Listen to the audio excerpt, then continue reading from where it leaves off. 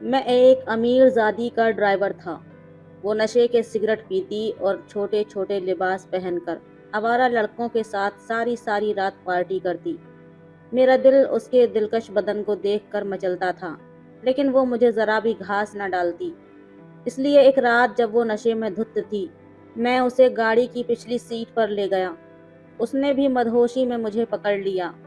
پھر میں نے اس کے ساتھ بڑی ہی سادگی کے ساتھ میرا اس سے نکاح ہوا تھا۔ نکاح قبول کرتے وقت اس کی آنکھوں سے آنسو بہہ رہے تھے۔ میں اس کی سسکیاں سن رہا تھا۔ وہ میرے مالک کی بیٹی تھی۔ حالانکہ میں جانتا تھا کہ میرا اور اس کا کوئی جوڑ نہیں ہے، لیکن میں مجبور ہو گیا تھا، یا شاید مرد کی انا کو یہ بات گوارا نہیں تھی عورت اسے نیچا دکھانے کی کوشش کرے۔ اس نے بھی تو ایسا ہی کیا تھا میرے ساتھ، بہت ذلیل کیا تھا مجھے۔ مگر اس وقت وہ میرے کمرے میں میری بیوی کی حیثیت سے بیٹھی تھی، لیکن میں اتنی ہمت نہیں جٹا پا رہا تھا کہ کمرے میں بیٹھی اپنی بیوی کے پاس جا سکوں۔ میں سر پکڑے اپنے چھوٹے سے صحن میں چرپائی پر بیٹھا تھا۔ اس کی رونے اور سسکنے کی آواز مجھے اب بھی سنائی دے رہی تھی۔ میں سوچ چکا تھا کہ میں اس کے کمرے میں نہیں جاؤں گا، کیونکہ مجھے معلوم تھا وہ بے حد غصے میں ہوگی۔ لیکن جب کمرے سے توڑ پھوڑ کی آواز آنے لگی، میں ایک دم ہی اپنی چرپائی سے اٹھ کر کھڑا ہو گیا، جیسے اندر رکھے کانچ کے پرفیوم کی شیشیاں توڑ رہی ہو۔ مجھے اس بات سے غرض نہیں تھی کہ کانچ کی شیشیاں ٹوٹ گئیں۔ مسئلہ یہ تھا کہ کہیں کانچ اسے نہ لگ جائے، وہ اپنے آپ کو کوئی نقصان نہ پہنچا لے۔ میں فوراً سے اس کے کمرے کی جانب گیا۔ دروازہ کھولا تو چاروں طرف گلدان ٹوٹے بکھرے پڑے تھے۔ پورے کمرے کا وہ حشر بگاڑ چکی تھی۔ مجھے نفرت اور غصے سے دیکھ رہی تھی۔ میں جیسے ہی آگے بڑھا تو کہنے لگی، خبردار فاروق، خبردار، جو تم نے ایک بھی قدم میرے جانب بڑھایا تو میں تمہیں جان سے مار ڈالوں گی۔ میں نے اس کی کوئی بات نہیں سنی، کیونکہ میں جانتا تھا کہ وہ کچھ نہیں کر سکتی۔ جیسے جیسے میں قدم آگے بڑھا رہا تھا، ٹوٹے ہوئے کانچ میرے جوتے سے اور بھی کرچ کرچ ہو رہے تھے۔ وہ اپنے قدم پیچھے لے رہی تھی، بار بار یہی کہہ رہی تھی کہ میرے پاس مت آنا، لیکن میں اس کے قریب پہنچ چکا تھا۔ اس کا ہاتھ پکڑ لیا۔ جہاں وہ کھڑی تھی دیوار بالکل اس کے قریب تھی۔ اس کا ہاتھ پکڑ کر میں نے دیوار پر لگا دیا۔ میری مضبوط گرفت سے وہ اپنا ہاتھ نہیں چھڑوا سکتی تھی۔ اس کی روئی روئی گلابی آنکھیں میرے دل کے تار ہلانے لگیں۔ میں نے کہا، یہ کیا حرکتیں کر رہی ہو؟ ہوش میں تو ہو؟ وہ کہنے لگی، مجھے نفرت ہے تم سے۔ میں نے کہا، روبی میری بات سنو، لیکن وہ چلا کر بولی، کہنے لگی، خبردار جو تم نے میرا نام بھی لیا۔ بی بی صاحبہ بولو مجھے، اپنی اوقات مت بھولو۔ ایک ملازم ہو تم، ادنا سے ملازم۔ تم سے نکاح کرنا میری سب سے بڑی مجبوری تھی، سمجھے؟ وہی غرور، وہی گھمنڈ، جس نے میرے اندر آگ سی لگا کر رکھ دی۔ میں نے اس کے ہاتھ کو زور سے دبایا تھا۔ وہ کرہانے لگی۔ میں نے کہا، بس بہت ہو چکا۔ بہت یاد دلا دی تم نے مجھے میری حیثیت۔ آج میں تمہیں بتاتا ہوں کہ تمہاری حیثیت کیا ہے۔ اب تم روبی اورنگزیب نہیں ہو، تم آج سے میری بیوی ہو، ایک غریب ادنا ڈرائیور کی بیوی، سمجھی؟ چاہے تم نے مجھے مجبوراً اپنایا ہو، لیکن نکاح تم نے مجھ سے کیا ہے۔ اگر مزید تم نے کمرے میں توڑ پھوڑ کی تو نکاح کا مطلب تمہیں بہت اچھے سے سمجھا دوں گا۔ میں بہت غصے میں پہلی بار اس کی آنکھوں میں آنکھیں ڈالے اس سے بات کر رہا تھا۔ آج تک نہ میں نے کبھی اس سے اس لہجے میں بات کی تھی، نہ ہی کبھی اس کی آنکھوں میں یوں دیکھا تھا۔ کچھ دیر کے لیے ہی صحیح، لیکن وہ چپ ہو گئی تھی۔ میں نے اس کا ہاتھ چھوڑ دیا، اپنا غصہ ضبط کرنے لگا۔ میرا تنفس بری طرح سے بگڑنے لگا تھا۔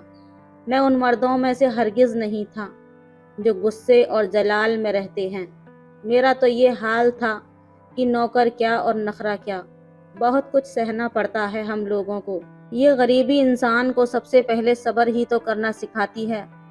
بہت بدتمیزی برداشت کی تھی میں نے اس لڑکی کی۔ میں نے اسے وہیں چھوڑا اور کمرے سے باہر نکل گیا۔ باہر صحن میں بچھی چرپائی پر لیٹ گیا۔ میرا سر پوری طرح سے درد کر رہا تھا۔ گزرتی زندگی کے لمحات مجھے یاد آنے لگے۔ مجھے یاد آنے لگا کہ اپنی ابا کی وجہ سے جب پہلی بار اورنگزیب صاحب کے گھر ڈرائیور کی نوکری کے لیے گیا تھا، میرے والد بہت بیمار رہنے لگے تھے اور میرے باپ کے علاوہ میرا کوئی دوسرا نہ تھا۔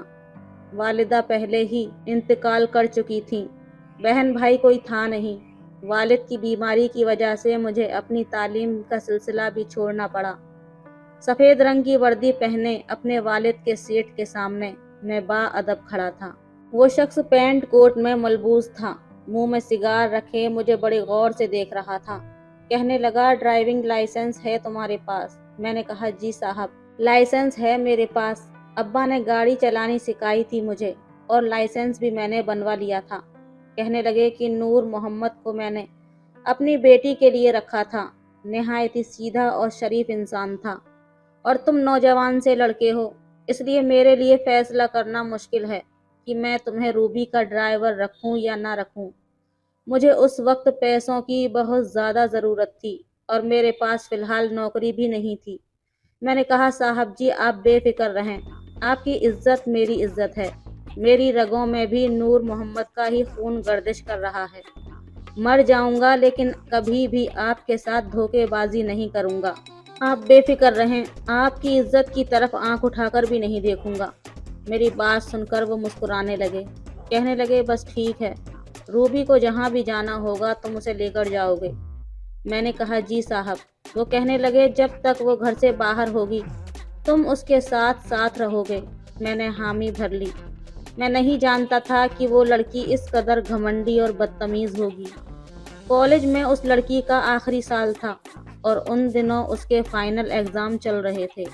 مجھے وکیل بننے کا بے حد شوق تھا، اس لیے میں LLB کر رہا تھا، لیکن مجھے پڑھائی اپنی بیچ میں ہی چھوڑنی پڑی۔ اس بات کا مجھے بہت زیادہ افسوس تھا۔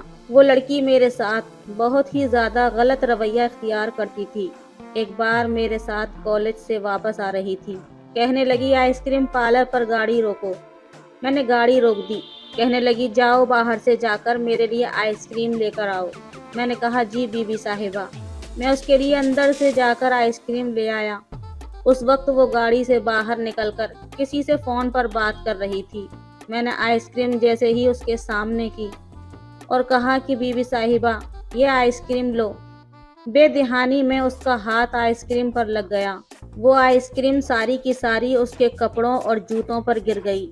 وہ کہنے لگی، یو بلیڈی باسٹرڈ، اندھے ہو گئے تھے کیا؟ دکھائی نہیں دیتا تمہیں؟ تم نے میرے سارے کپڑے خراب کر دیے۔ اس نے فون بھی بند کر دیا تھا۔ بے شک میں ایک ڈرائیور تھا، لیکن ایک مرد بھی تھا۔ عورت کی زبان سے گالی سننا میرے لیے اس وقت آسان نہیں تھا۔ میری غیرت جوش میں آئی تھی۔ وہاں سے آنے جانے والے بہت سے لوگوں نے دیکھا تھا، غلطی میری نہیں تھی، اسی کی تھی۔ اس کی زبان سے گالی سن کر تو میرے وجود میں آگ سی لگ گئی تھی۔ میں نے اپنی مٹھیاں بھینچ لیں۔ اگر میرے والد بیمار نہ ہوتے تو میں اس لڑکی کو اچھا جواب دیتا۔ میں نے کہا، آئی ایم سوری بی بی صاحبہ۔ کہنے لگی، میرا ساری یونیفارم تم نے خراب کر دیا، میرے جوتوں پر آئس کریم گرا دی، چلو صاف کرو میرے جوتے۔ یہ سن کر تو مجھے حیرت کا جھٹکا لگا۔ میں اتنا بھی گڑا پڑا انسان نہیں تھا کہ اس لڑکی کے بیچ بازار میں جوتے صاف کرتا۔ میں نے کہا، میں آپ کے جوتے صاف نہیں کر سکتا۔ یہ سننا تھا کہ وہ آگ ببولا ہو گئی۔ کہنے لگی، کہیں کے منسٹر لگے ہو کیا؟ تمہاری حیثیت کیا ہے میرے آگے؟ تم میرے جوتے صاف نہیں کر سکتے؟ چٹکی بجا کر کہنے لگی، 2 منٹ میں تمہیں نوکری سے فارغ کروا دوں گی۔ یہ اکڑ کسی اور کو دکھانا۔ جوتے صاف کرو میرے۔ میرے والد اس وقت ہاسپٹل میں نہ ہوتے، میرے سر پر صرف ان کی بیماری سوار تھی، جس کا خرچ اس کا باپ بھر رہا تھا۔ اس بد دماغ لڑکی پر مجھے غصہ تو بہت آیا، لیکن میں نے گاڑی سے ٹیشو نکال کر اس کے جوتے صاف کرنے لگا۔ اپنے ماں باپ کی اکلوتی بیٹی تھی، بے تحاشا لاڈلی تھی، اس لیے شاید باپ نے سر پر چڑھا رکھا تھا۔ اس کے پیپر ختم ہوئے تو یونیورسٹی میں داخلہ لے لیا۔ اتفاقاً یہ تھا کہ میں نے بھی اسی یونیورسٹی سے تعلیم حاصل کی تھی، لیکن مجھے بیچ میں ہی اپنی تعلیم کا سلسلہ ختم کرنا پڑا۔ میرے والد ہاسپٹل سے گھر تو واپس آ گئے تھے، لیکن ہر وقت چرپائی پر پڑے رہتے۔ صبح صبح مجھے اپنے والد کے لیے کھانا بنا کر آنا پڑتا تھا۔ ان کو ناشتہ میں خود ہی کرواتا، ساری میڈیسن بھی میں ہی کھلاتا تھا۔ میرے پڑوس میں ایک عورت رہتی تھی، ان کا رویہ اچھا تھا۔ میری والدہ سے ان کے اچھے تعلقات تھے، مجھے بیٹوں کی طرح سمجھتی تھیں۔ ان کی ایک بیٹی بھی نہایت ہی شریف قسم کی لڑکی تھی، अच्छी सुलझी हुई तमीज़दार थी, मुझे पसंद भी बहुत थी और उसकी नज़रों में भी अपनी पसंदगी देख चुका था। इसलिए सेठ के घर जाने से पहले मैं उसे कहकर आया था कि वो मेरे बाबा को दोपहर का खाना वक्त पर खिला दिया करे और दवाई भी दे दिया करे। वो मुझसे कहती थी, फारूक आप खाना क्यों बनाते हैं, मैं पका दिया करूँगी। मैंने कहा नहीं, बस तुम सिर्फ मेरे वालिद को देख लिया करो, यही एहसान बहुत है। कहने लगी, एहसान किस बात का, पड़ोसियों के भी तो कुछ हुकूक होते हैं। मैं उसकी मुस्कुराहट का जवाब मुस्कुराहट से दे सकता था। एक बार मैं रूबी को यूनिवर्सिटी लेने गया तो वो आवारा और अय्याश किस्म के लड़कों के साथ बातें कर रही थी। मैं लड़कों को जानता था, वो निहायत ही अय्याश किस्म के लड़के थे। मुझे रूबी का लड़कों से इस तरह बात करना ठीक नहीं लगा। मुझे देखकर वो लड़कों से हाथ मिलाकर बाय कहकर गाड़ी में आकर बैठ गई। गाड़ी चलाने के दौरान मैंने रूबी से कहा, बीबी साहिबा आप इन लड़कों से बातचीत मत किया करें। मेरी बात सुनकर उसने हैरत का इजहार किया। कहने लगी, तुम कौन होते हो मुझे कहने वाले, मेरा जिससे जी चाहेगा मैं उससे बात करूंगी। मैंने कहा, ये लड़के अच्छे नहीं हैं, इसलिए कह रहा हूँ, इनसे दूर रहा करें। मेरा ये कहना था कि वो कहने लगी, तुम होते कौन हो मुझ पर ऑर्डर झाड़ने वाले। मैंने कहा, मैं आपको सिर्फ समझा रहा हूँ। वो कहने लगी, अपनी समझ अपने पास रखो। हर बात पर वो लड़की मुझे जलील करती थी। मैंने उसको उसके हाल पर छोड़ दिया। अक्सर वो फ़ोन पर किसी न किसी लड़के से बात कर रही होती थी। उन बातों से मुझे अंदाज़ा हुआ कि वो किसी लड़के से मोहब्बत करती है और शायद वो उन लड़कों में से एक लड़का था जो यूनिवर्सिटी में अय्याश नौजवानों में से एक था। मैंने अपने वालिद से बस यही सीखा था कि मालिक की नमक हरामी नहीं करना। एक बार उस लड़के ने रूबी को होटल में बुलाया। शाम को वो तैयार होकर मेरे साथ गाड़ी में बैठकर मुझे होटल का नाम बताने लगी। मैं उसे होटल में लेकर गया, उसके साथ अंदर जाने लगा तो कहने लगी कि तुम बस गाड़ी में ही बैठो, मेरे अंदर पार्टी है। मैं रात को 12-1 बजे तक पार्किंग एरिया में आ जाऊंगी, तुम्हें अंदर आने की ज़रूरत नहीं है। मैं फ़ोन पर उसकी बातें सुन चुका था, इसलिए गाड़ी से नीचे उतर गया। मैंने कहा, साहब जी ने मुझे ड्राइविंग पर नहीं रखा, आपकी रखवाली के लिए रखा है, इसलिए आप जहाँ जाएंगी मैं आपके साथ जाऊंगा। मेरी बात सुनकर वो हत्थे से उखड़कर कहने लगी, तुम्हारी औकात है मेरी पार्टी में शामिल होने की? अपने कपड़े देखे हैं तुमने? मैं तुम्हें अंदर ले जाकर अपनी बेइज्जती नहीं करवाना चाहती। मैंने कहा, मैं पार्टी में एक मुलाजिम की हैसियत से ही जाऊंगा, इसलिए मेरे हुलिये की आपको फिक्र करने की कोई ज़रूरत नहीं है। मैं अपनी बात पर अटल था। वो इसलिए भी कुछ नहीं कह सकती थी क्योंकि उसके वालिद ने ही मुझे इसीलिए रखा था कि मैं उसके साथ साए की तरह रहूं। उसके वालिद बहुत बड़े बिजनेसमैन थे, उसके दुश्मन भी बहुत थे और ये लड़की बहुत ही ज़्यादा ज़िद्दी और अड़ियल किस्म की थी। वो भी जानती थी कि उसके वालिद ने मुझे ऑर्डर दिया है, इसलिए अपनी ज़िद छोड़ते हुए मेरे आगे आगे चलने लगी।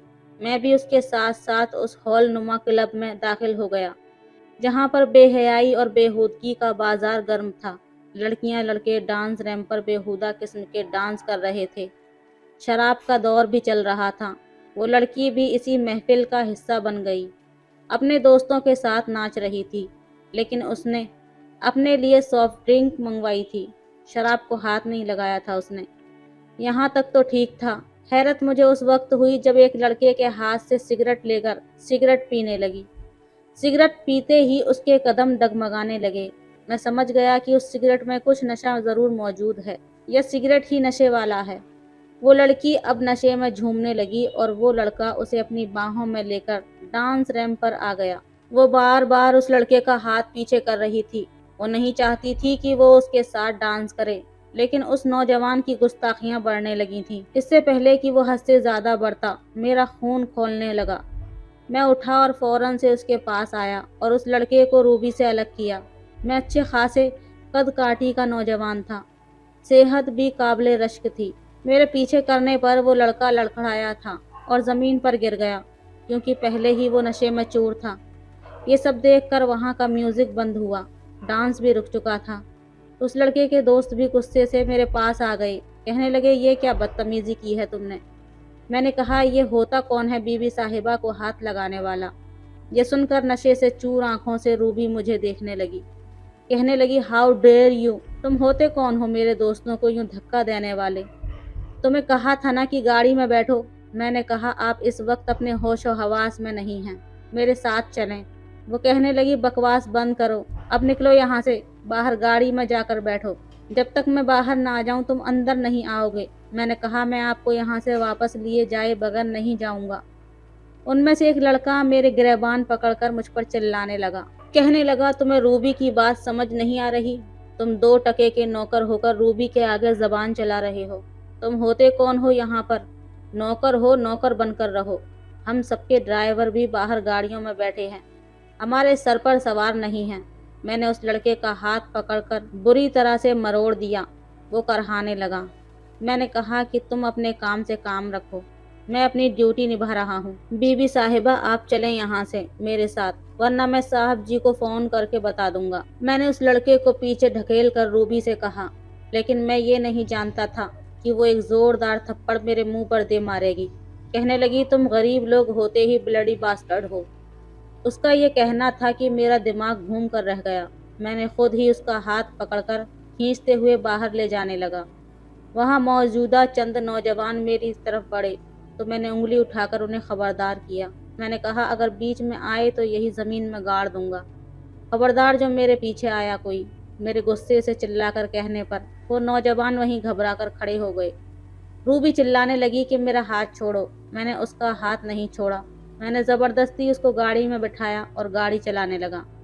गाड़ी की स्पीड इस कदर तेज़ थी कि वो थोड़ा घबरा सी गई। कहने लगी, गाड़ी आहिस्ता चलाओ। क्या पागल हो गई हो तुम? एक्सीडेंट हो जाएगा, खुद तो मरोगे, मुझे भी मरवाओगे। देखो, मैं तुम्हारी शिकायत बाबा से कर दूंगी। मैंने कहा, चुपचाप बैठी रहो। एक लफ्ज़ तुम्हारे मुंह से निकला तो मेरे गुस्से को देखकर वो चुप हो गई। घर पहुंचते ही मैंने उसका हाथ पकड़कर उसको गाड़ी से उतारा। इत्तेफाक था कि साहब लाउंज में ही बैठे थे।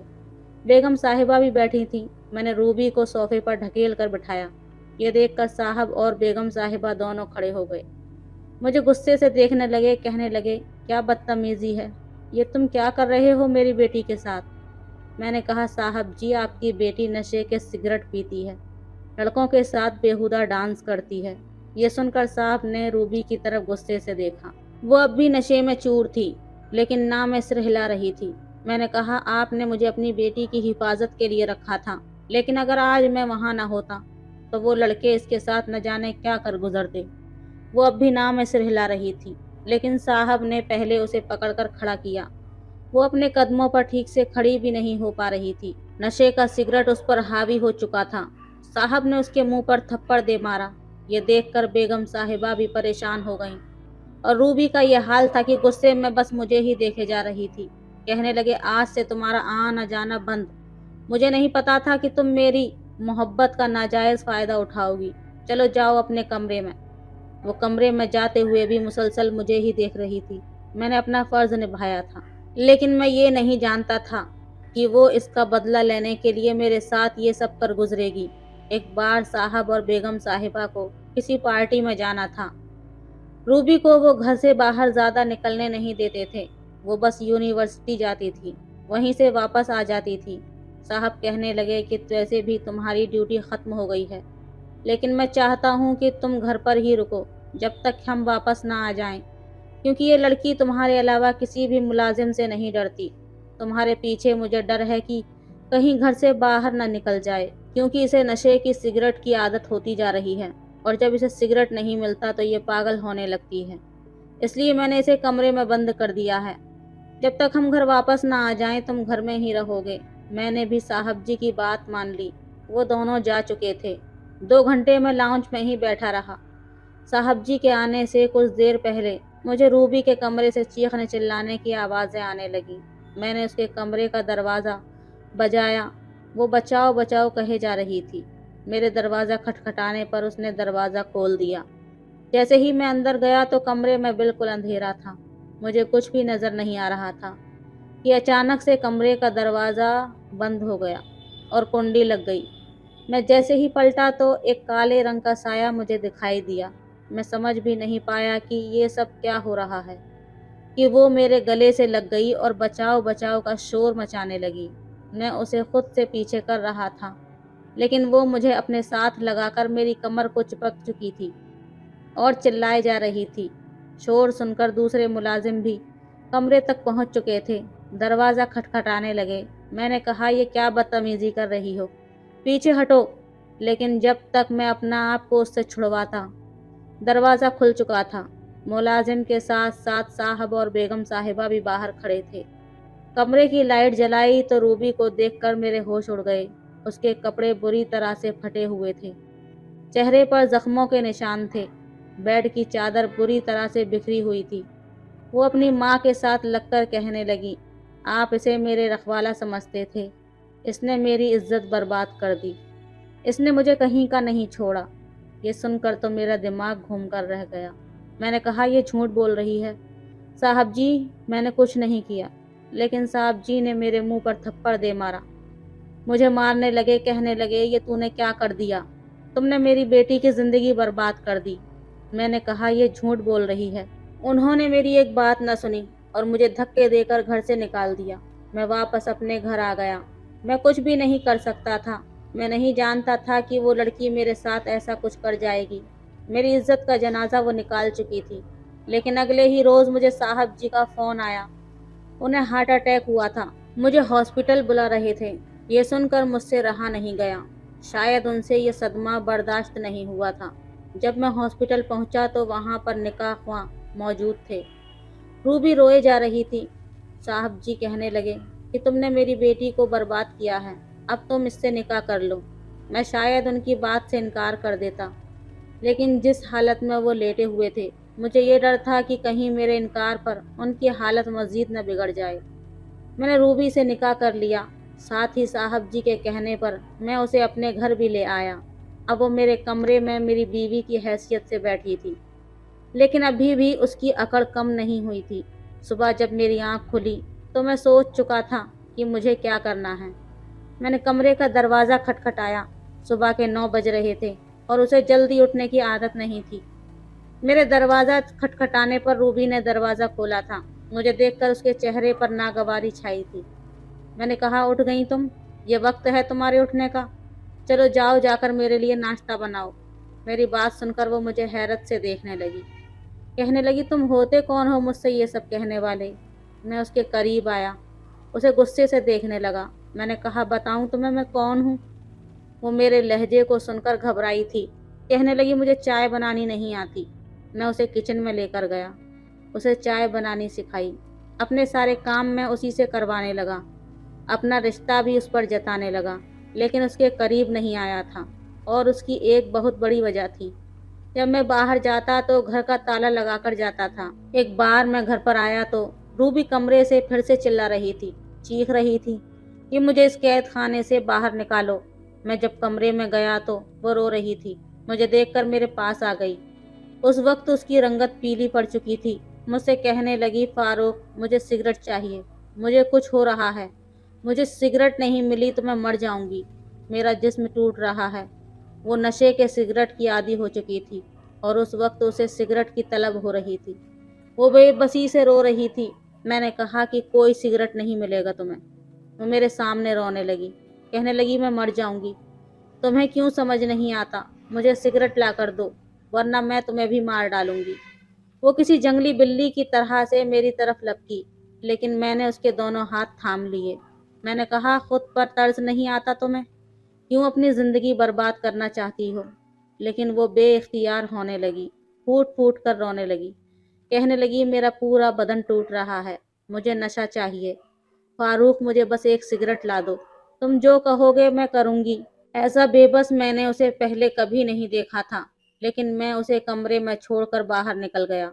उसका कमरा भी लॉक कर दिया। वो दरवाज़ा खटखटा रही थी, मेरी मिन्नत समाजत कर रही थी कि मैं उसे एक सिगरेट दे दूं।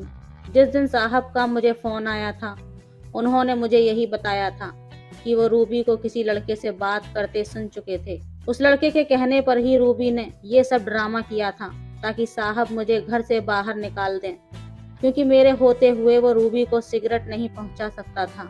रूबी मुझसे कुछ डरती थी और घबराती भी थी। दूसरे मुलाजिम से नहीं डरती थी। फिर वो नौजवान भी क्लब में मुझसे मार खा चुके थे, इसलिए चाहते थे कि मैं मालिक को छोड़कर चला जाऊं। ताकि रूबी से वो नशे की आड़ में जो चाहे करवाते रहें। इसलिए साहब जी के कहने पर मैंने रूबी से निकाह किया था। हार्ट अटैक का सारा ड्रामा रचाया गया था ताकि रूबी इनकार न कर दे। जब से वो वहाँ आई थी उसे सिगरेट नहीं मिल रही थी और अब वो बेबस होने लगी थी। माँ बाप की बेतवज्जो की वजह से वो ऐसी लत में पड़ चुकी थी। जो इलाज उसका यहाँ हो सकता था वो उसके घर पर नहीं हो सकता था। काफ़ी देर तक वो दरवाज़ा बजाती रही, फिर शायद थक कर दरवाज़ा बजाना छोड़ चुकी थी। मैं किचन में आया, खाना बनाया। जब खाना लेकर उसके कमरे में गया तो दरवाजे पर ही नीम दराज थी। मैंने खाना बेड पर रखा, फिर उसे सहारा देकर बेड तक लेकर आया।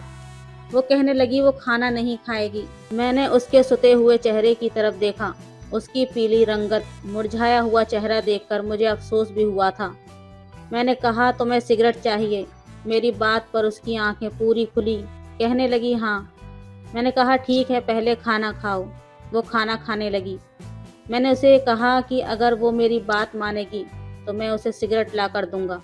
वो मान गई। मैंने उसके बहते हुए आंसुओं को साफ किया, उसे अपने हाथ से खाना भी खिलाया, उसे उसकी मेडिसिन भी दी। अब वो मुझसे लड़ती नहीं थी।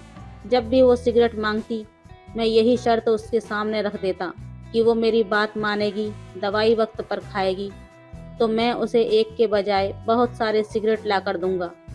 अब वो अपनी दवाई वक्त पर खाने लगी, मेरे छोटे मोटे काम भी कर देती थी, मुझसे बातें भी करने लगी थी। अब वो काफ़ी हद तक ठीक होती जा रही थी। मैंने उसे एक अलग घर में रखा हुआ था। मालिक मेरे वालिद का हर तरह से ख्याल रख रहे थे, क्योंकि हमारे बीच यही तय हुआ था कि मैं उनकी बेटी का इलाज कराऊंगा और वो मेरे वालिद का इलाज करवाएंगे। मेरा रूबी से निकाह हुआ ज़रूर था, लेकिन वो सिर्फ एक मुआहदा था। मुझे उसे छूने की इजाज़त न थी। जब वो मुकम्मल ठीक हो जाती तो मुझे उसे इस रिश्ते से आज़ाद करना था।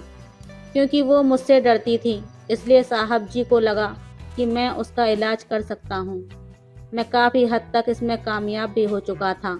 उसका ख्याल भी रखता था, उसे डांटता भी नहीं था। अब पता ही नहीं चला कब मुझे रूबी से मोहब्बत हो गई। एक रात जब मैं घर आया तो मुझे अपने ही घर में शोर की आवाज़ें आ रही थीं। जब मैं कमरे में गया तो रूबी के पास वही लड़के मौजूद थे। न जाने वो घर में कैसे दाखिल हुए।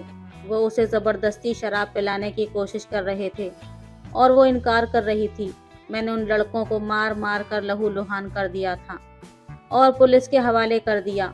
वो लड़के मेरा पीछा करते हुए रूबी तक पहुंच चुके थे ताकि उसे नशा देकर अपने साथ ले जा सकें और उसके बाप से पैसों की डिमांड कर सकें, क्योंकि पहले नशे के सिगरेट की आड़ में वो रूबी से पैसे लेते थे जो मेरी वजह से उनके बंद हो चुके थे। मैंने उन लड़कों को पुलिस के हवाले कर दिया था। रूबी उस वक्त बेहद डरी हुई थी। कहने लगी फारूक तुम न होते तो वो मुझे अपने साथ ले जाते, शायद पता नहीं मेरे साथ क्या करते, मुझे फिर से नशे का आदी बना देते। मैंने कहा मैं क्यों न होता, मुझे तो होना ही था। तुम्हारा मुहाफिज जो हूँ मैं, तुम मेरी जिम्मेदारी हो रूबी। मेरी बात सुनकर वो बेइख्तियार मेरे गले लग गई और मैं उसकी इस हरकत पर हैरान हुआ था। कहने लगी मैंने तुम्हें बहुत गलत समझा था फारूक, तुम बहुत अच्छे हो। मैंने तुम्हारे साथ बहुत बुरा सलूक किया, तुम्हें न जाने क्या क्या कहती रही, मुझे माफ़ कर दो। वो रो रो कर अपनी हर गलती की माफ़ी मांग रही थी और मैं बिल्कुल बेहिस खड़ा था। कहने लगी मैं तुमसे मोहब्बत करने लगी हूँ, तुम्हें दिल से शौहर मान चुकी हूँ, मुझे मेरा हक भी दे दो। ये सुनकर मेरे होश उड़े थे, क्योंकि मैं अपने वादे का पाबंद था। बड़ी मुश्किल से मैंने रूबी को खुद से जुदा किया था और कमरे से बाहर निकल गया।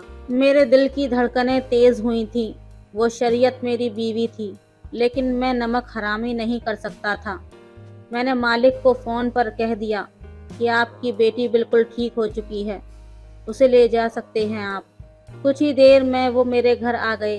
कहने लगे मैं तुम्हें मुंह मांगी रकम दूंगा। तुमने वो कर दिखाया जो मैं सोच भी नहीं सकता था। जब उन्होंने रूबी को साथ ले जाना चाहा तो वो मुझे देखने लगी। सारा सच अपने बाप के मुंह से सुनकर कहने लगी कि मैं कोई बेजान चीज़ नहीं हूँ बाबा, जिसे आप जिस तरीके से चलाना चाहें चला सकें। मेरा निकाह हुआ है फारूक से, मैं इसे छोड़कर कहीं भी नहीं जाऊंगी।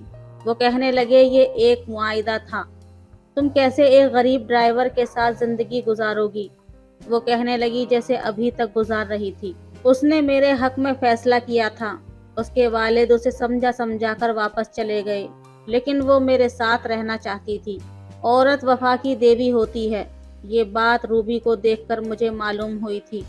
उसने मेरे खातिर अपने बाप की दौलत को ठोकर मारी थी। मैं कैसे उसे अपने दिल की मलिकाना बनाता। तो दोस्तों, ये थी आज की कहानी आपको कैसी लगी हमें कमेंट करके ज़रूर बताएं। वीडियो अच्छी लगे तो लाइक करें, शेयर करें, सब्सक्राइब करें। धन्यवाद। धन्यवाद। धन्यवाद। मैं एक जागीरदार की पर्सनल सेक्रेटरी थी। मैं उसे बहुत पसंद करती थी, इसलिए जब भी उसके ऑफिस जाती तो अपने सीने से दुपट्टा हटा दिया करती थी।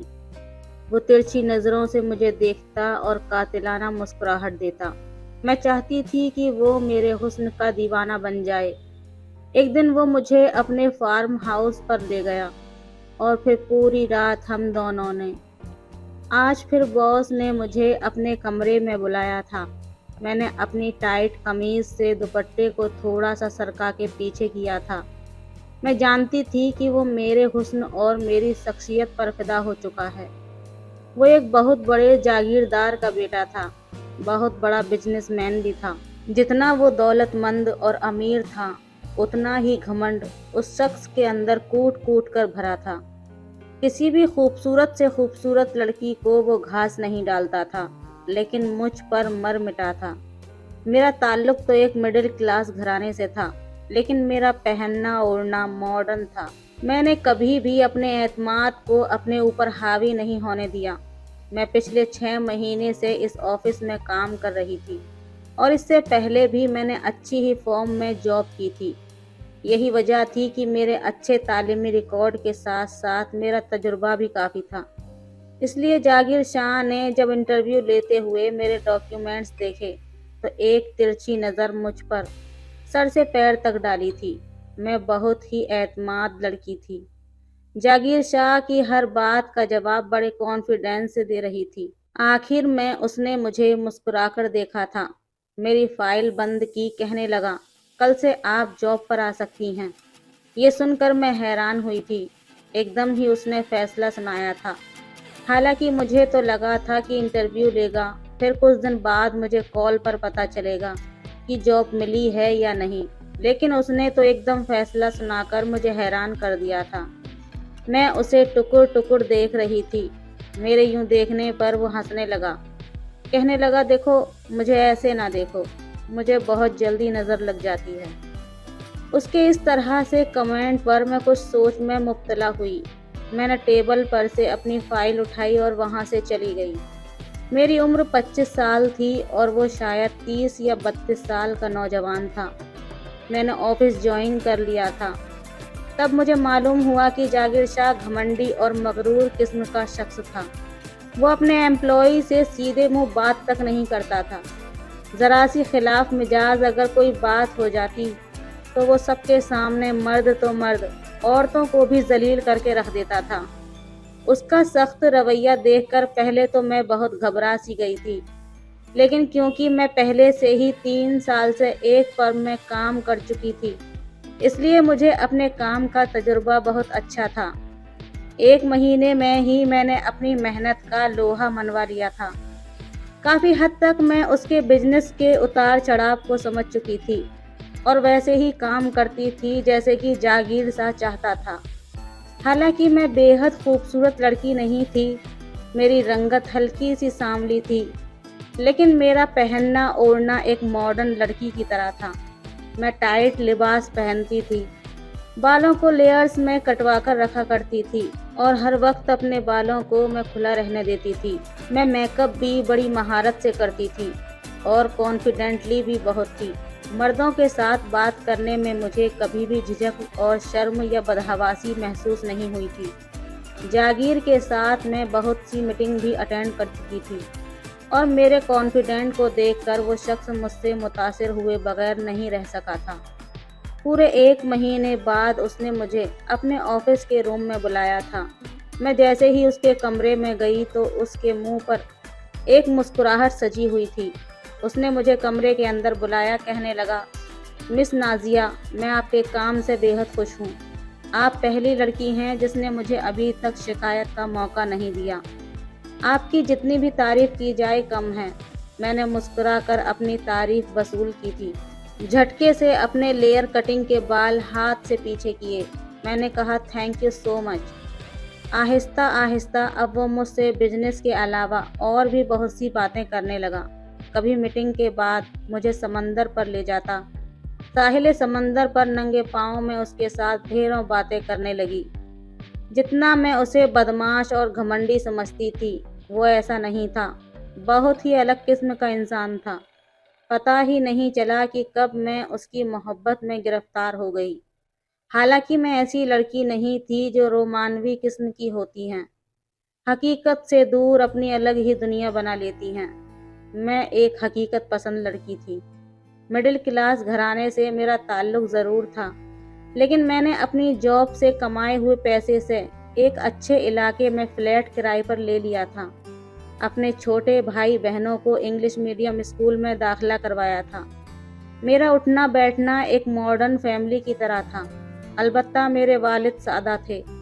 والد ہارٹ پیشنٹ تھے، اس لیے میں نے پہلی بار گھر سے قدم نکالا تھا اور نوکری ڈھونڈ لی تھی، ورنہ ہمارے خاندان میں تعلیم کے فوراً بعد لڑکیوں کی شادی کر دی جاتی تھی۔ میں اپنے خاندان کی پہلی لڑکی تھی جس نے جاب کو ترجیح دی تھی۔ میں اپنے حالات کو بدلنا چاہتی تھی، اور آج میں جس مقام پر تھی، خاندان کے لڑکے میری تمنا کرتے تھے، لیکن میں ہمیشہ رشتے سے انکار کر دیتی۔ میں چاہتی تھی کہ جب میں اپنے جاب سے 1.25 لاکھ سے اوپر کما لیتی ہوں تو جس سے میری شادی ہو اس کی تنخواہ بھی 2-2.5 لاکھ سے کم نہ ہو، کیونکہ جس لگژری زندگی کا میں نے خود کو عادی بنا لیا تھا، میں کسی بھی چھوٹی موٹی جاب کرنے والے شخص کے ساتھ گزارا نہیں کر سکتی تھی۔ جاگیر شاہ کے ساتھ تعلق بڑھانے کا کہیں نہ کہیں میرا مقصد یہ بھی تھا کہ اگر وہ میری محبت میں مبتلا ہو جاتا تو میری زندگی اس کے ساتھ بہت اچھی گزر سکتی تھی۔ وہ عام جاگیرداروں جیسا ہرگز نہیں تھا جو عورتوں کو غلام بنا کر رکھیں۔ شہر میں زیادہ تر اس کا وقت گزرتا تھا، اس لیے اگر وہ مجھ سے شادی کی بات کرتا تو میں سب سے پہلے اسی کے رشتے کو ترجیح دیتی۔ اس لیے میں نے خود پر کوئی بھی حد نہیں باندھی تھی، نہ ہی جاگیر کو کسی حد کا پابند کیا تھا۔ وہ اکثر بات کرتے کرتے میرا ہاتھ پکڑ لیتا، مجھے خود سے قریب کر لیتا، بجائے اسے گھورنے کے میں مسکراتی تھی۔ یہی وجہ تھی کہ اس کی حدیں اب بڑھنے لگی تھیں، اور ایک دن وہ سب ہوا جو میں نہیں چاہتی تھی۔ میں چاہتی تھی کہ وہ میری محبت میں گرفتار ہو کر میرا رشتہ مانگے اور مجھ سے شادی کر لے، جیسا کہ ہم مڈل کلاس لڑکیاں سوچتی ہیں، لیکن میں نہیں جانتی تھی کہ اس کا مقصد کچھ اور تھا۔ وہ میٹنگ کے بہانے مجھے اپنے فارم ہاؤس پر لے گیا۔ مجھے لگا کہ رات تک واپسی ہو جائے گی، لیکن جب شام کا اندھیرا گہرا ہونے لگا اور کوئی بھی میٹنگ نہیں ہوئی تو میں نے اسے کہا کہ آپ نے ابھی اپنے میٹنگ کے ممبرز کو نہیں بلایا، اندھیرا پھیل رہا ہے، مجھے گھر جانا ہے، اور آپ جانتے ہیں کہ یہاں سے شہر کا راستہ 2-3 گھنٹے کا ہے۔ وہ مجھے دیکھ کر مسکرانے لگا، کہنے لگا، کوئی میٹنگ نہیں ہے یہاں پر۔ یہ سن کر مجھے حیرت ہوئی۔ میں نے کہا، کیا مطلب؟ آپ مجھے یہاں کیوں لائے ہیں؟ وہ کہنے لگا، بس تمہارے بغیر اب وقت نہیں گزرتا۔ اس کی بات سن کر میں مسکرانے لگی۔ میں نے کہا، تو پھر میرے ماں باپ سے میرا رشتہ مانگ لیں۔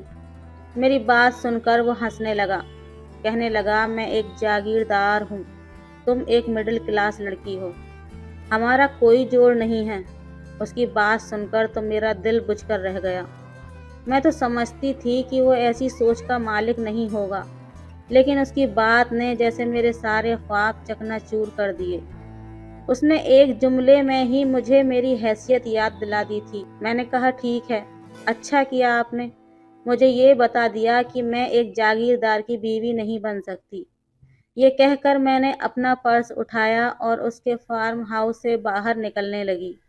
اس سے پہلے کہ میں ڈرائنگ روم سے باہر نکلتی، اس نے میرا ہاتھ پکڑا اور اپنی طرف کھینچا۔ میں اس حرکت کے لیے بالکل بھی تیار نہ تھی، اس لیے اس کے پہلو میں جا گری۔ کہنے لگا، ایسے کیسے جانے دوں؟ تو میں کہہ تو چکا ہوں کہ میں جاگیردار ہوں اور ایسے شوق ہمارے تم جیسی لڑکیاں ہی تو پورا کرتی ہیں۔ یہ سننا تھا کہ غصے سے میرے کانوں کی لو تک سرخ ہو گئی۔ اس نے مجھے سمجھ کیا رکھا تھا؟ میں نے جھٹکے سے اپنا ہاتھ چھڑوایا اور کھڑی ہو گئی۔ میں نے کہا کہ آپ بہت غلط سمجھے ہیں مجھے۔ میں کوئی ڈرپوک قسم کی لڑکی نہیں ہوں۔ خبردار جو مجھے چھونے کی بھی کوشش کی، تمہارے حلق کا کانٹا بن جاؤں گی میں، سمجھے؟ میرا یہ کہنا تھا کہ وہ غصے میں کھڑا ہو گیا، مجھے بازو سے پکڑا، کہنے لگا، اچھا تم مجھے دھمکی دے رہی ہو؟ جاگیر شاہ کو دھمکی دے رہی ہو؟ تو ٹھیک ہے، آج کی رات تم یہیں رکو گی، میرے ساتھ، اور میری رات کو رنگین بناؤ گی، اور اس کے بعد میں دیکھتا ہوں کہ تم میرے حلق کا کانٹا کیسے بنتی ہو۔ بے شک میں پر اعتماد لڑکی تھی، لیکن اس وقت اس کے فارم ہاؤس پر میں بالکل اکیلی تھی۔ وہاں اس کے گارڈ تھے، اس کے چوکیدار تھے، اس کی حکمرانی تھی۔ میں اس سے اپنا آپا چھڑوانے لگی، لیکن وہ مجھے زبردستی ایک کمرے میں لے گیا۔ پوری رات اس نے میرے ساتھ بے رحمی کا سلوک کیا، مجھے برباد کرنے کے بعد مجھ پر کہکہے لگا کر ہنسنے لگا، کہنے لگا، لو کر لی میں نے تمہارے ساتھ اپنی راتیں رنگین، اب میں دیکھتا ہوں تم میرے ساتھ کیا کر سکتی ہو۔ میں کمزور لڑکیوں کی طرح روئی نہیں تھی اور نہ ہی اس کے سامنے رحم کی بھیک مانگی تھی۔ میں اکیلی اس فارم ہاؤس سے نکل آئی۔ واپس جب اپنے گھر پہنچی تو میرے والد بے حد پریشان تھے۔ میرے بابا نے مجھ سے پوچھا، یہ رات بھر تم کہاں تھیں؟ میں نے انہیں کوئی جواب نہیں دیا۔ صبح کو میں نے میڈیا کے سامنے اس شخص کے بارے میں سب کچھ سچ سچ بتا دیا، اپنے چہرے پر لگے زخم بھی دکھائے۔ پہلے تو یہ خبر خوب اٹھی، لیکن جاگیر شاہ کے پیسوں کے سامنے اس خبر کو دوسرا رنگ دے دیا گیا کہ میں نے کسی اور کے ساتھ گناہ کیا، بدکاری کی، اور جاگیر شاہ پر الزام لگا دیا۔ میں سب کے سامنے بری بن چکی تھی، ذہنی توازن کھو چکی تھی۔ میں نے نوکری بھی چھوڑ دی، گھر میں بیٹھ گئی۔ لوگوں کا سامنا کرنا میرے لیے مشکل ترین کام تھا۔ میرا سارا اعتماد ختم ہو چکا تھا۔ لوگوں کے طعنے اور شک بھری نظریں مجھ سے برداشت نہیں ہوتی تھیں۔ برسوں سے کمائی گئی عزت کو اس شخص نے دو کوڑی کا کر کے رکھ دیا تھا۔ مجھے اس شخص سے اتنی نفرت تھی کہ مجھ پر اگر ایک قتل معاف ہوتا تو میں جاگیر شاہ کا کر دیتی۔ میرے والد میری بدنامی کا صدمہ برداشت نہ کر سکے، اس لیے ان کو ہارٹ اٹیک ہوا۔ میرے والد ہاسپٹل بھی نہیں پہنچ پائے تھے کہ ان کا انتقال ہو گیا۔ میں خود اپنے والد کو لے کر ہاسپٹل گئی تھی اور اپنے والد کے انتقال کی خبر سن کر وہیں پر بے ہوش ہو کر گر پڑی تھی۔ لیکن جب مجھے ہوش آیا تو ایک اور دل دہلا دینے والی خبر میرا انتظار کر رہی تھی۔ ڈاکٹر نے مجھ سے کہا کہ میں پریگننٹ ہوں، اور یہ خبر میرے لیے کسی اذیت سے کم نہیں تھی۔ اپنے والد کے انتقال کے کچھ دن بعد میں دوبارہ سے اسی ہاسپٹل میں گئی۔ مجھے جاب کرنی تھی، اپنے گھر کا خرچہ چلانا تھا، کیونکہ ساری جمع پونجی خرچ ہو چکی تھی۔ اس لیے میں یہ بچہ جیسی مصیبت اپنے گلے میں نہیں ڈال سکتی تھی، جو کہ ایک گناہ کی پیداوار تھا اور اس شخص کی نشانی تھا جس سے مجھے شدید نفرت تھی۔ میں ہاسپٹل گئی، لیڈی ڈاکٹر سے کہا کہ آپ ہر صورت میرا ابورشن کر دیں، لیکن وہ مجھ سے کہنے لگی کہ میں بے حد کمزور ہوں، فی الحال میں اتنی طاقتور نہیں ہوں کہ ابورشن کرواؤں، میری جان کا بھی خطرہ ہو سکتا ہے۔ اس لیے اس نے مجھے کچھ طاقت کی میڈیسن لکھ کر دے دی، کہنے لگی کہ 20 دن تک تم ان میڈیسن کو کھاؤ، اس کے بعد پھر میں تمہارا ابورشن کر سکتی ہوں۔ میں ابھی لیڈی ڈاکٹر کے کمرے سے باہر نہیں نکلی تھی، میرے پیچھے ایک عورت اور ایک مرد کھڑے تھے، شاید وہی لیڈی ڈاکٹر سے چیک اپ کروانے آئے تھے، اور عورت کا حلیہ بہت ہی عجیب و غریب تھا۔ دیہاتی قسم کے کپڑے پہن رکھے تھے اور خوب سارا زیور پہنا ہوا تھا۔ تقریباً 35 سال کی عمر کی ہوگی، لیکن اس کے ساتھ کھڑے شخص کو دیکھ کر میرے ہوش اڑے تھے۔ وہ جاگیر تھا۔ اسے دیکھ کر میری آنکھوں میں نفرت سی بھرنے لگی، لیکن وہ مجھے بڑے غصے سے دیکھ رہا تھا۔ میں وہاں سے اٹھ کھڑی ہوئی اور باہر نکل گئی۔ لیکن اگلے روز جو قیامت ہمارے گھر پر ٹوٹی تھی، میں سوچ بھی نہیں سکتی تھی۔ اگلے ہی روز جاگیر شاہ میرے گھر پر آ گیا۔ اس کے گارڈز بھی اس کے ساتھ میرے گھر کے اندر زبردستی داخل ہوئے۔ میری والدہ اور میرے چھوٹے بھائی بہن یہ سب دیکھ کر بری طرح سے گھبرا گئے۔ میں نے ان سے کہا کہ اب تم یہاں کیا لینے آئے ہو؟ جو تم چاہتے تھے وہ تم کر چکے ہو۔ تم نے مجھے برباد کرنا چاہا اور کر لیا، مجھے بدنام کرنا چاہا، وہ بھی تم کر چکے ہو۔ اب دفع ہو جاؤ میرے گھر سے، میں تمہاری شکل بھی نہیں دیکھنا چاہتی۔ وہ بڑے غصے سے میرے سامنے آیا، میرے مقابل کھڑا ہو گیا، کہنے لگا میری ایک بہت قیمتی چیز تمہارے پاس ہے، بس وہ تم سے واپس لے لوں تو چلا جاؤں گا۔ میں نے کہا میرے پاس تمہاری کوئی بھی چیز نہیں ہے۔ اس نے اپنا ہاتھ میرے پیٹ پر رکھا، مجھے لگا جیسے کسی نے میرے وجود پر آگ لگا دی ہو۔ میں فوراً سے پیچھے ہٹی۔ وہ کہنے لگا یہ میرا وارث ہے تمہارے پاس۔ یہ سن کر میرا سر چکرا گیا۔ پھر میرے پاس آ کر کہنے لگا کہ خبردار جو تم نے میرے بچے کو مارنے کی کوشش کی۔ شاید وہ لیڈی ڈاکٹر سے میری ہونے والی باتیں سن چکا تھا۔ میں نے کہا کون سا بچہ؟ میرے اندر تو کسی اور کی بدکاری ہے، یہی کہا تھا نا تم نے میڈیا کے سامنے، اب تم کیوں اس پر اپنا حق جمانے آئے ہو؟ وہ کہنے لگا میری شادی کو 10 سال ہو گئے ہیں، میری خاندانی بیوی مجھے اولاد دینے سے قاصر ہے، بہت علاج کروائے میں نے مگر کوئی فائدہ نہیں ہوا۔ مجھے وارث چاہیے جو تم سے مل سکتا ہے، اس لیے جب تک میرا بچہ تمہارے وجود میں ہے تمہیں اپنے پاس رکھنا میری مجبوری ہے۔ یہ کہہ کر وہ میرے قریب آیا، کہنے لگا تم شرافت سے میرے ساتھ جانا پسند کرو گی یا پھر یہاں سے اٹھا کر لے جاؤں؟ یہ سننا تھا کہ میں بہت زیادہ خوف زدہ ہو گئی۔ میری والدہ رونے لگی، اس کے آگے ہاتھ جوڑ کر کہنے لگی خدا کے لیے میری بیٹی کا پیچھا چھوڑ دو۔ وہ کہنے لگا نہیں چھوڑ سکتا، نازیہ میرے بچے کی ماں بننے والی ہے، میرا وارث ہے اس کے پاس، اور اگر میں نے اسے آزاد چھوڑ دیا تو یہ میرے بچے کو مار ڈالے گی۔ میں نے کہا ہاں میں مار ڈالوں گی، مجھے نفرت ہے تم سے اور تمہارے اس ناجائز بچے سے بھی۔ میرا یہ کہنا تھا کہ اس نے میرے منہ پر زور سے تھپڑ مارا، کہنے لگا میرے بچے کو کچھ مت کہنا، اپنی اولاد کی خاطر میں تمہیں جائز بیوی بھی بنانے کو تیار ہوں۔ پھر کہنے لگا کہ میں مولوی صاحب کو اپنے ساتھ لایا ہوں۔ پھر اس نے اپنے گارڈ سے کہا کہ نیچے جاؤ، گاڑی میں جو مولانا صاحب بیٹھے ہیں انہیں اوپر لے کر آؤ، میں ابھی اسی وقت اس سے نکاح کروں گا۔ جیسے ہی وہ مولوی اوپر آیا اور نکاح شروع ہوا، میں نے نکاح سے انکار کر دیا۔ جاگیر سا تو یوں تھا کہ غصے کے مارے مجھے جان سے مار ڈالے گا۔ میری ماں سے کہنے لگا کہ اگر اب تمہاری بیٹی نے شرافت سے مجھ سے نکاح نہیں کیا تو میں اسے زبردستی یہاں سے لے جاؤں گا اور تم لوگوں کی زندگی اذیت سے بھر دوں گا۔ اسے سمجھاؤ یہ مجھ سے شرافت سے نکاح کر لے، اگر یہ بنا چوں چاں کیے مجھ سے نکاح کر لیتی ہے تو تم لوگوں کی گھر کی ذمہ داری میں اٹھاؤں گا، کوئی تنگی نہیں آئے گی تم لوگوں کے پاس۔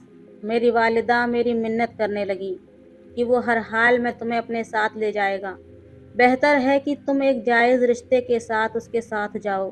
ہم جیسے مڈل کلاس لڑکیاں ہمیشہ بے بسی اور مجبوری کے تحت خاموش ہو جاتی ہیں۔ میرا اور جاگیر کا نکاح بھی میری بہت بڑی مجبوری تھا۔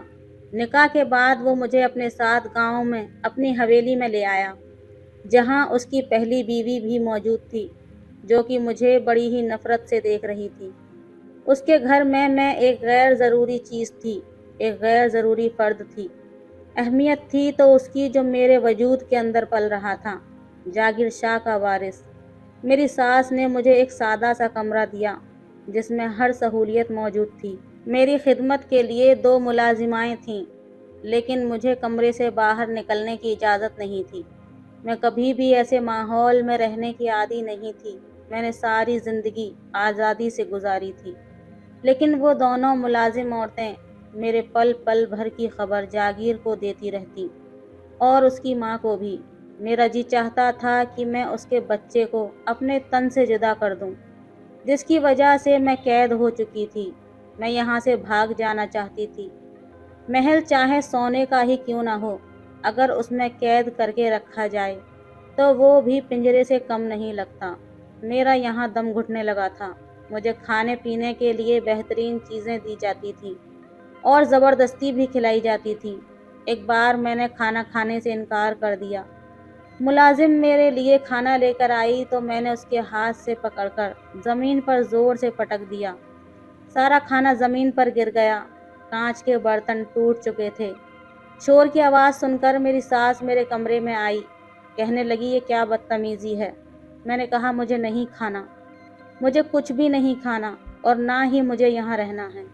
خدا کے لیے مجھے آزاد کر دو، میں یہاں نہیں رہنا چاہتی۔ وہ کہنے لگی کہ جب تک تم جاگیر شاہ کے بچے کو جنم نہیں دے دیتی یہاں سے تمہارا جانا ممکن ہی نہیں ہے، اور بے فکر رہو، تم جیسی شہری آوارہ لڑکی کو ہم اپنے خاندان کی عزت کبھی بھی نہیں بنانا چاہیں گے۔ جیسی ہی تم بچے کو جنم دو گی تمہیں آزاد کر دیا جائے گا۔ میں بھی یہاں نہیں رہنا چاہتی تھی۔ مجھے اس بچے سے کوئی لگاؤ یا پھر کوئی دلچسپی نہیں تھی، کیونکہ یہ گناہ کا نتیجہ تھا، لیکن میرا واقعی وہاں دم گھٹتا تھا۔ میں نے کہا مجھے کچھ نہیں کھانا۔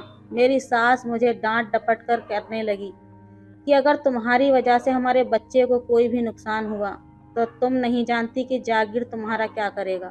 لیکن میں نے ان کی کوئی بھی بات نہ سنی۔ جاگیر شاہ شہر میں تھا، بہت کم ہی گاؤں میں آتا تھا، لیکن جب اسے اس بات کی خبر ملی تو وہ راتوں رات شہر سے گاؤں پہنچ گیا۔ 5 گھنٹے کا سفر کر کے جب وہ گاؤں واپس پہنچا تو بے حد غصے میں تھا۔ رات کے 1 بجے میرے کمرے کا دروازہ کھلا۔ میں اس وقت نیند میں تھی۔ بڑی زور سے کمرے کا دروازہ بند ہوا اور ایک دم سے کمرے کی تمام بتیاں روشن ہو گئیں۔ میں نے آنکھیں کھول کر دیکھا تو جاگیر صاحب بڑے غصے سے میری طرف بڑھا۔ کہنے لگا اٹھ کر بیٹھو، کیا تماشا لگا رکھا ہے تم نے؟ میں اٹھ کر بیٹھ گئی، لیکن سوچ چکی تھی کہ آج اس شخص کے سامنے ہار نہیں مانوں گی۔ جیسے ہی میں اٹھ کر بیٹھی وہ میرے بیڈ پر میرے سامنے بیٹھ گیا۔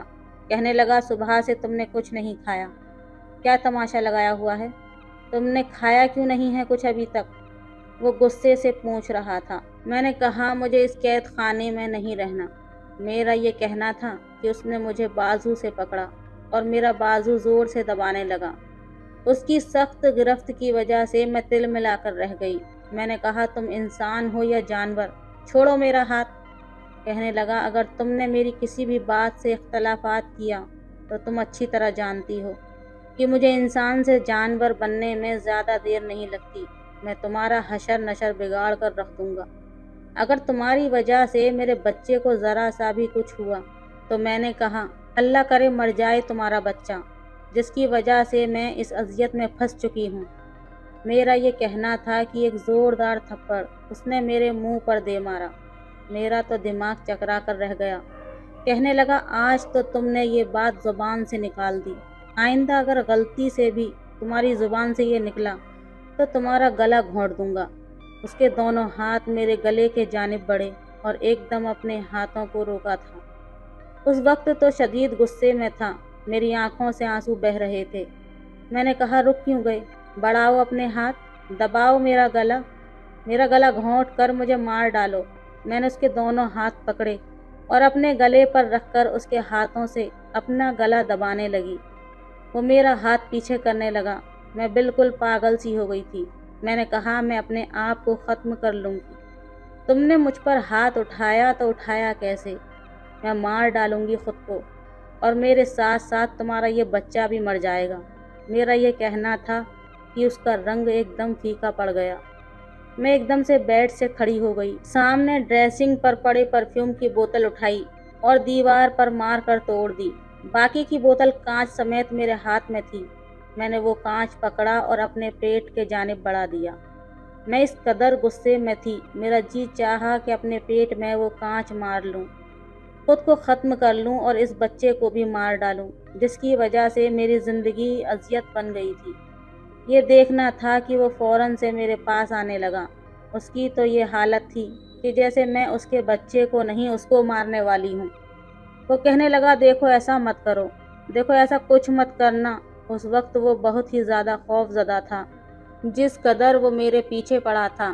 اگر وہ میرے جانب بڑھتا تو شاید غصے سے میں اپنے پیٹ پر وہ کانچ گھسا لیتی۔ میں نے کہا تم نے ایک بھی قدم آگے بڑھایا تو میرے ساتھ ساتھ تمہارا بچہ بھی مر جائے گا۔ اس کے بڑھتے ہوئے قدم فوراً سے رک گئے۔ کہنے لگا تم جو چاہتی ہو میں وہی کروں گا، لیکن پلیز اس کانچ کو خود سے پیچھے کرو۔ پہلی بار میں نے اس کے چہرے پر خوف دیکھا تھا، اس کی آنکھوں میں آنسو دیکھے تھے۔ اولاد انسان کو کیسے مجبور کرتی ہے، یہ میں جاگیر شاہ کی آنکھوں میں دیکھ رہی تھی۔ میں نے کہا مجھے یہاں نہیں رہنا، مجھے شہر جانا ہے۔ کہنے لگا ٹھیک ہے، اگر تم مجھ سے وعدہ کرو گی کہ تم اپنا خیال رکھو گی تو میں تمہیں شہر لے جاؤں گا، تم میرے بچے کو کوئی بھی نقصان نہیں پہنچاؤ گی۔ میں نے اس سے وعدہ کر لیا، وہ مجھے شہر لے آیا۔ میں اس کے شہر کے بڑے سے بنگلے میں رہنے لگی۔ مجھ پر کوئی بھی پابندی نہیں تھی۔ جیسے جیسے وقت گزرنے لگا جاگیر شاہ میرا بہت زیادہ خیال رکھنے لگا۔ روز مجھ سے پوچھتا کہ میں نے کھانا ٹھیک سے کھایا ہے یا نہیں، لیکن میں جانتی تھی کہ یہ ساری باتیں بچے کی پیدائش تک ہی محدود ہیں۔ بہرحال میں بھی اس کے ساتھ رہنا نہیں چاہتی تھی۔ وقت گزرنے لگا، 9 مہینے کا عرصہ گزر چکا تھا جب مجھے درد ہونا شروع ہوئے تھے۔ میں بے تحاشا روئے جا رہی تھی۔ اس وقت مجھے جاگیر شاہ گود میں اٹھا کر باہر تک لایا تھا۔ ڈرائیور سے کہنے لگا فوراً گاڑی اسٹارٹ کرو۔ میرے ساتھ وہ پچھلی سیٹ پر بیٹھا رہا۔ ہاسپٹل میں جا کر میں نے اس کا ہاتھ تھاما ہوا تھا۔ میں بہت رو رہی تھی۔ میں نے کہا مجھے بہت ڈر لگ رہا ہے جاگیر، میں مر تو نہیں جاؤں گی۔ میں درد سے بے حال تھی، مجھے لگ رہا تھا کہ شاید میں اس درد کو سہ نہیں پاؤں گی۔ وہ میرے سر کو سہلانے لگا، کہنے لگا کچھ نہیں ہوگا تمہیں، لیکن میری حالت بگڑتی جا رہی تھی۔ میری ڈاکٹر کہنے لگی کہ اس کا کیس بہت زیادہ خراب ہونے لگا ہے، ہم یا تو اس بچے کو بچا سکتے ہیں یا پھر آپ کی بیوی کو۔ یہ سن کر مجھے لگا تھا کہ بس اب میری آخری وقت آ چکا ہے، کیونکہ جاگیر شاہ کو اپنے وارث سے محبت تھی۔ اپنے وارث کی خاطر وہ کچھ بھی کر سکتا تھا۔ اگر وہ نکاح کر سکتا تھا تو مجھے اپنے بچے کے خاطر قربان بھی کر سکتا تھا۔ میں نے کلمہ پڑھنا شروع کر دیا۔ اس کے بعد میں نہیں جانتی کہ کب اور کیسے، لیکن میں ہوش کی دنیا سے غافل ہو گئی۔ لیکن جب مجھے ہوش آیا تو لگا کہ شاید میں معجزہ طور پر بچ گئی ہوں۔ میں ہاسپٹل کے آپریشن تھیٹر کے بجائے ایک پرائیویٹ روم میں تھی۔ نرس مجھے ڈرپ لگا رہی تھی۔ میں نے پوچھا میرا بچہ کیسا ہے؟ کہنے لگی کہ آئی ایم سوری، ہم اسے نہیں بچا پائے۔ یہ سن کر میرے ہوش اڑے تھے۔ میں نے کہا یہ کیسے ہو سکتا ہے؟ کہنے لگی کہ آپ کے شوہر سے پوچھا تھا کہ ہم بچے کو بچائیں یا اس کی ماں کو، کیونکہ ان دونوں میں سے بس ایک کا ہی بچنا ممکن تھا، تو اس نے کہا تھا کہ آپ میری بیوی کو بچا لیں، اسے کچھ نہیں ہونا چاہیے۔ یہ سن کر مجھے حیرت کا بہت بڑا جھٹکا لگا تھا۔ یہ کیسے ہو سکتا تھا؟ اس شخص نے تو مجھے اپنے وارث کی خاطر اپنایا تھا، پھر وہ کیسے اپنے بچے سے دستبردار ہو سکتا تھا؟ کچھ ہی دیر بعد جاگیر شاہ میرے کمرے میں داخل ہوا۔ اس کی آنکھیں سرخ تھیں، چہرے پر سنجیدگی تھی۔ مجھے اس بچے سے ذرا بھی لگاؤ نہیں تھا، لیکن 9 مہینے وہ میرے وجود کا حصہ رہا تھا۔ کیسے ممکن تھا کہ میری آنکھوں سے آنسو نہ بہتے؟ میری آنکھوں سے آنسو بہہ کر تکیہ بھگونے لگے۔ جاگیر شاہ بالکل ٹوٹ چکا تھا۔ میرے پاس آیا، اپنے دونوں ہاتھوں سے میرے آنسوؤں کو صاف کر کے میرے سر کو سہلانے لگا، جیسے مجھے تسلی دے رہا ہو کہ رو مت۔ پہلی بار ایسا ہوا کہ میں نے اس کے ہاتھوں کو جھٹکا نہیں تھا۔ میں نے کہا کہ تم نے مجھے کیوں بچایا؟ تمہارا وارث تو تمہیں مل رہا تھا، تم نے اپنے وارث کی خاطر مجھ جیسی مڈل کلاس لڑکی کو برداشت کیا تھا، پھر جانے دیتے مجھے۔ میری بات سن کر وہ کہنے لگا کہ نہیں، تمہارا کوئی قصور نہ تھا جو میں تمہیں سزا پر سزا دیتا رہتا۔ جو کچھ میں نے تمہارے ساتھ کیا، اس ظلم کی یہ میری سزا تھی۔ پھر اس نے اپنے دونوں ہاتھ میرے سامنے جوڑ دیے۔ وہ پھوٹ پھوٹ کر رونے لگا، کہنے لگا نازیہ مجھے معاف کر دو۔ میں نے کہا مجھے آزاد کر دو، میں تمہیں معاف کر دوں گی۔ میری بات سن کر وہ اپنا رونا بھول گیا۔ کچھ دیر مجھے حیرت سے دیکھتا رہا، پھر نام میں سر ہلاتے ہوئے کہنے لگا یہ ممکن نہیں ہے۔ میں نہیں جانتا کب اور کیسے، لیکن مجھے تم سے محبت ہو گئی ہے۔ تم میری بیوی ہو، میں چاہتا ہوں کہ تم مجھے معاف کر دو۔ میرے ساتھ میری بیوی کی حیثیت سے رہو۔ میں ساری دنیا کے سامنے हर बात का एतराफ़ करूँगा। मैंने जो कुछ तुम्हारे साथ ज़्यादती की है उस सब का एतराफ़ सबके सामने कर दूँगा। मैं सबको सच सच बता दूँगा।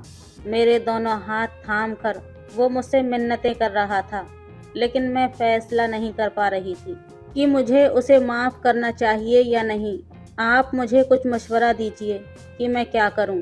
आप अपनी राय कमेंट में ज़रूर बताइएगा। तो दोस्तों, ये थी आज की कहानी। कहानी अच्छी लगे तो लाइक करें, शेयर करें, सब्सक्राइब करें। धन्यवाद। धन्यवाद।